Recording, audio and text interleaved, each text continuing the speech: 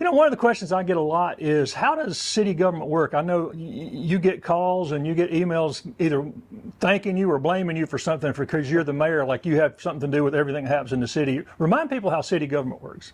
Yeah, that's a good question, and we do, and I do get.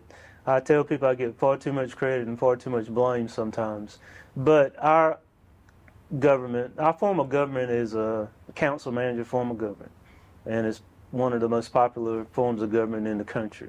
Um, and that form of government has an elected body, and we're policymakers. Myself and the other 8 members of our council, and we're policymakers. We hire a full-time manager, and that would be our city manager, Dave McEwen, to run the day-to-day operations of the city. But, in essence, my role as a mayor is I basically chair a board, and we've all been on them, whether it's a church board or a nonprofit board. I just happen to be the chair of our policy-making board. And so we make policy, we set vision, we set, direction on where we think our organization goes from point A to point B, and very high level, so to speak. But the only people that our council hires would be our city manager and our city attorney. You guys set the vision and the agenda and then turn it over to them for the details, right? Yeah, they implement it. We have obviously several divisions from finance to water and sewer, rec, community development, planning, and those departments, public works, and those departments actually go on the day-to-day of making things happen. This is no surprise to you, but how many newcomers we have here? And it seems like every day I meet people who, hey, glad to be here. How about just give me 3 things that you think make Anderson a special city? That's a good question. I mean, we do see a lot of. Matter of fact, we made up a new term. We call them. When I was growing up, and you were old enough to remember a term called city slickers, and we've come up with a new term. We call them city seekers. And city seekers are looking for a number of different things that we have. They're looking for a warm climate. They're looking for a low cost of living. They're looking for a variety of work opportunities. We have a lot of cultural events. We have recreation. We have a lake. And so people are moving to this part of the country in droves. In upstate South Carolina, there are 1.5 million people in the 10 counties that border upstate South Carolina. And so we're experiencing, our city, our county, we're experiencing that growth. And what are some other things? You mentioned climate. What are some other things you think that make Anderson specifically special? Well, I think probably the fact that we are known as the electric city. And so that means to me, that connotation, I was listening this weekend to I didn't get a chance to go to the West Side State Championship game, but I noticed that the announcers on TV kept referring to us as the electric city. And so we're known for innovation. I think one of the things that, as I think through that question, is the fact that we have a historic downtown. And we have also several neighborhoods that are historic districts. And so we have been able to preserve history. It's very difficult to tear down a building in our 5 historic districts, including downtown. And so I think that's special. We have, I live in a home that's over 100 years old. A lot of people in Anderson live in homes that are at the turn of the century type of homes. And so I think that's an important aspect of it. I think the people, I think people move here are very surprised at how welcoming people are, the level of respect that we give newcomers. I do think that is, and they're coming from all over the country. They're coming from California. They're coming from the northern cities. and I think they are very appreciative of our culture. And we can't walk away from that. West Side, congratulations to West Side. Yep. It's one of the city's high schools, and it's the only city high school to win a state championship, really. I mean, Yeah, it was. I mean, and you remember the last one. I do. I was 10 years old. I remember every play. No, I told my wife I don't remember it at all. But Well, remind them why you remember it so well. well, my dad coached that team. You know, he during the course of his career, 47 years he coached Westside, and that was his only adult job. He came here in 1951, and he won 13 state championships in football and boys and girls basketball. But that was our last state championship in '69, before integration, and I think we went to the state finals, I think, in '87. And so proud of these guys for winning this year. Proud of Hannah, you know, to make it. They advanced. They came very close to being in a state championship game too. Both of them seem to have good coaches and good setups now. They do. They have good setups. Our city school district 5. They appreciate athletics along with education. What are one of the two or three things or a couple of the two or three things that are probably the most significant pieces of news in the city this past year? Gosh, I always think about maybe recent things, but I think probably the one thing that we were very excited about is the Thunderbird project. It's about completed. If you hadn't been by the Thunderbird Motor Lodge in the last year or so, it's been completely gutted. They're probably 30 to 60 days away from occupying, being able to offer the space. Just to remind everybody, if we talked about it, 28 units, 1 2-bedroom studios, and it sits right in the heart of our city. So I think anytime that you get more residents downtown, it makes your downtown area thrive. It helps businesses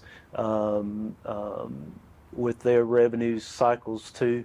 We've seen it with the Palmetto Lofts, you know, with 40 apartments, 1 2-bedroom apartments downtown. I was talking to Bill Nickus, owner of Sullivan's, and he just, and I think all these guys on Main Street are very pleased with the traffic that's occurred over the last year. And the Thunderbird looks, a lot of people are asking, are they going to save the sign? Looks like they're going to save the sign. It's very hard to do stuff in a historic district without going in front of the review board. But yes, that's their plan to save that sign. And we've talked about this before, but is it occupancy downtown still pretty full?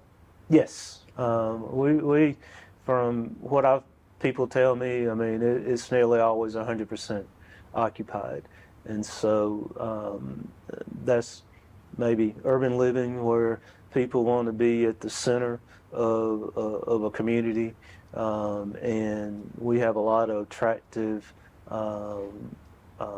venues for that. With the Thunderbird coming online, hope to get a couple more going too. And again, that end of downtown is really growing. That has seen the most growth in the last 5 years, I guess. It has that end, and I'll take an opportunity to tell people if they hadn't heard, but very excited about the Midtown area too, with Anderson University purchasing the old Perpetual building, the old SunTrust building, where our community foundation is. They will have their school of engineering there. And so the thing that probably most people have noticed with the growth of the city in the last 20 years has been the growth of AU and their students downtown. And so when I go by a parking lot and I see AU student stickers on the back windshield, that thrives downtown too. And that really draws Anderson University into downtown more? I mean, it's not that far. It's a short sidewalk walk, but No, it's not that far. It's a downtown university. I tell people all the time. But you know the connection that they have to the law enforcement center, the old Duke Energy, Duke Power building, and those buildings kind of catty-cornered themselves. So, you know, when you have in that building, if you go by that parking lot, it's packed all the time with the education opportunities that they have in that building. So I kind of see this whole what we call Midtown that will hopefully go from Greenville Street to the Boulevard. and who would have ever thought Anderson University would be the largest private institution in the state? Yeah, with football in 2024, and so the whole football scene, I think is going to be huge in 2024 for our community. I mean, all of a sudden on a Saturday, probably opposite a Clemson USC home game, we'll have our home team and playing in our downtown within our city borders, and so that's going to be very exciting. What other economic news from this past year comes to mind? Well, you know, even though the economy itself, with inflation and some of the projects that have been pulled because of financing and higher interest rates, our community continues to thrive. From residential areas, we probably have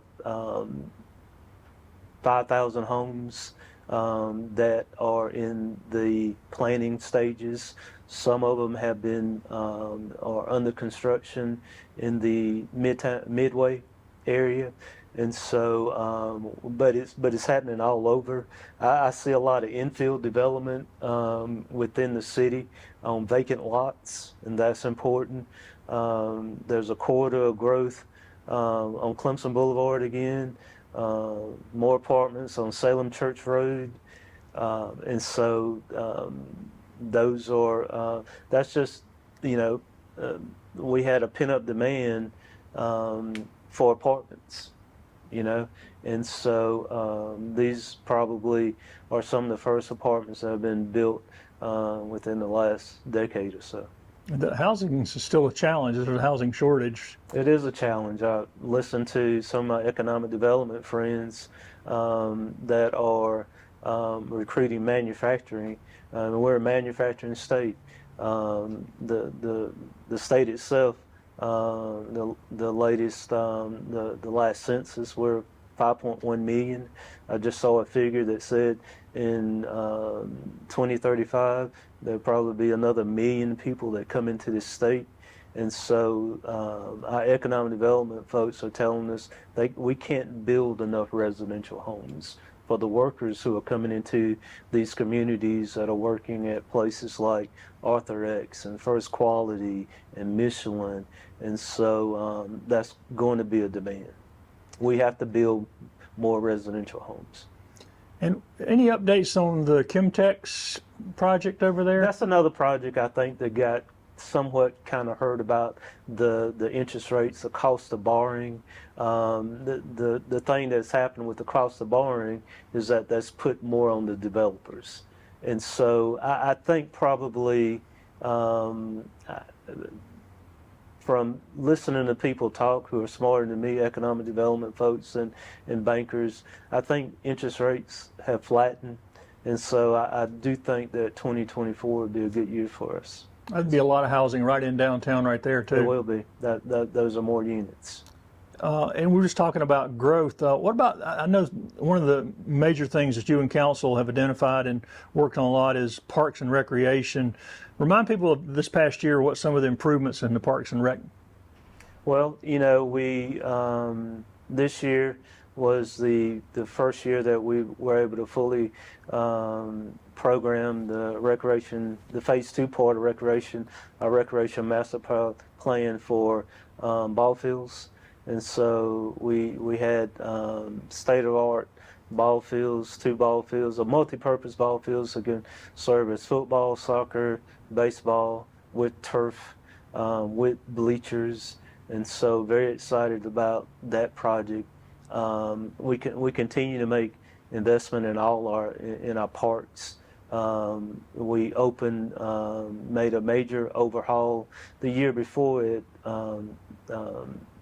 B. Thompson Park, and it's become, a very popular park for all our citizens. It has great equipment. We've gone away from dirt and bark, and they have synthetic surfaces that are very acceptable to kids following. They're ADA compliant. We just did the same thing with D.B. Walker Park, that same setup with slides and gyms, sets and so forth. And we will start the lower half of Lindley Park in January. And so we just approved the purchasing of the new outdoor shelter. So we'll have that and purchase that so we can have that in place. They'll start moving dirt there January. Just to recap, I know we talked about this, but we'll take Lindley Park and take the 2 ball fields out of Lindley Park and have more green space there. That's why we moved those ball fields to the rec center. We're going to restore Whitney Creek. We're taking the concrete culvert out of the creek and putting a more natural flow of setting. We think that'll be good. It'll kind of control the flow of water when we get really bad storms. So that will become a very important part for the city. And have trails connecting all these parks you've mentioned so far and beyond, right? And beyond, we the vision. We have a very big bike and pedestrian trail, but this one will follow Whitney Creek to B. Thompson Park, eventually making a connection to downtown. And so those things are in place. And now there's some work with that grant for an art district down near B. Thompson Park as well to kind of draw more pedestrians, make it safer. And Yep. So all that's really good. I mean, it lends itself to the connectivity of citizens and people being able to get to and from without getting in a car. And the past year is another year with a new hotel, and of course, up on the roof, a new restaurant downtown. What kind of feedback are you getting on the new stuff that's going on? Yeah, I think very positive. I do. The hotel's done very good. We thought it would be with Clemson home games. Their occupancy rates are more than what they thought. And in 24, we'll combine Clemson home games with AU home games. And so that will be a good thing too. And again, more restaurants up on the roof. The Common House, the 8 downtown at our Mexican Taco Loco, and noticed they had a very good crowd. And the restaurant beside it, Thai restaurant that's next to it, had a good crowd too. You can continue to see more people at the bistro next to the North Common Park, along with Magnetic, Fickle Palette. I mean, I could go on and on. I mean, Friday nights is busy down here, and you have your traditional folks like Earl Street, McGee's, and so Summer Joe's. I mean, Sullivan's, and so very robust scene downtown. And that really is a difference from 10 years ago when you were saying downtown on the weekends was there were a few folks down here. Sullivan's was here a few, but it was pretty quiet. It was or even 20 years ago when the city and county government shut down during the week, it just shut down and it was a ghost town. But now you have more things for people to do downtown, and quite honestly, that growth is all over the city. And I talk a lot about downtown, but the Clemson Boulevard corridor, the 81 corridor, Culver's open, was at that ribbon cutting, and they are moving into South Carolina. I think the owner said that I want to say he said they have 100 that they're opening. I mean, it's almost like they're opening in Florida, North and South Carolina, and so Whataburger coming on the Whataburger coming, and these retailers, they come because they see rooftops. They come because of what they see, and all of that is part of a good education system, K through 12, a legacy hospital, a legacy university. Those are why things come. And how did y'all evaluate how well the return of the soiree came this year? What was y'all's? It was good. I mean, it was. I think probably had perfect weather again. We expanded the venues. People seem to enjoy themselves. Looking forward to this will be our third one in a row. I can't say enough about our merchants, and I think they had and it was their event. They put it on, the Halloween event, attracted thousands of people downtown, and so it's a partnership. It's a team sport, and so we at the city do our part, and we're depending on citizens and volunteers and business owners to contribute. Yeah, and that Halloween event was the women who ran the little aesthetics place had no idea it was going to be thousands and thousands of people. It was. But a lot of people participate. A lot, like you said, the participation of other merchants downtown seemed to be pretty extensive when you started walking up and down. It is, and so there are a lot of people here for that. There are a lot of people, and I think we will. Like any event, like soiree or anything that we do, or anything at Wren Park, there's always a learning curve, and we all do better on events as the years go on.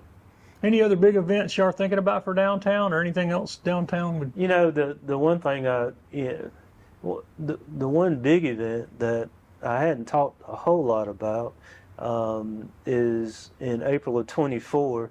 The city will be the host city for the International Network of Michelin Cities.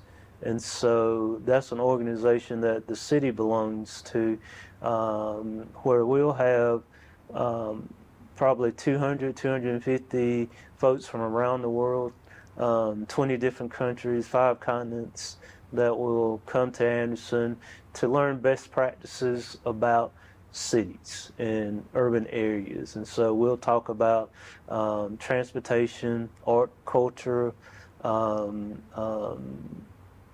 parts, sports.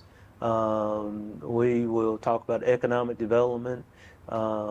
We are very excited about that, and they'll be here for a week, starting on April 15th. Where will that be held here? It will be held throughout the region. We sold it when we applied for this is the first time it's ever been held in the U.S. So when we applied for it, we sold it as a region. We have partners with Anderson University, Tri-County Tech, and Clemson. They'll visit ICAR in Clemson, in Greenville. Of course, the North American headquarters of Michelin is in Greenville, and so very excited. So the host hotel will be the Homeland Suites. We have the Blakely Inn, the Holiday Inn on Clemson Boulevard. So we're very excited. Have you and council identified as some of the major goals for the first quarter of 2024? Well, we are, which it's kind of under the radar. It's not very sexy, but we have instituted a tree ordinance, and that's working on our unified development ordinances. But just planning for growth. We talked a lot about wanting to make sure that we have growth where we think it should go, and zoning where we think it should go. And so outside of, we felt like the first two things that we needed to get, which will be incorporated into the UDO, were signs and trees. And so we have a sign ordinance where we're just cleaning up some of the language in our sign ordinance going forward. For example, I talked about Culver's. They have a monument sign, and as opposed to a pole sign, and we think that's more attractive for newcomers. And so I'm very proud of that in a tree ordinance. Trees make our area unique.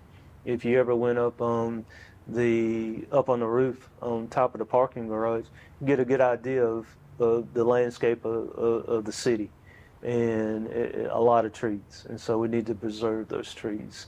And so in 2024, our consultants will fine-tune more things within that Unified Development Ordinance, and I think it'll be the backbone of growth for the city.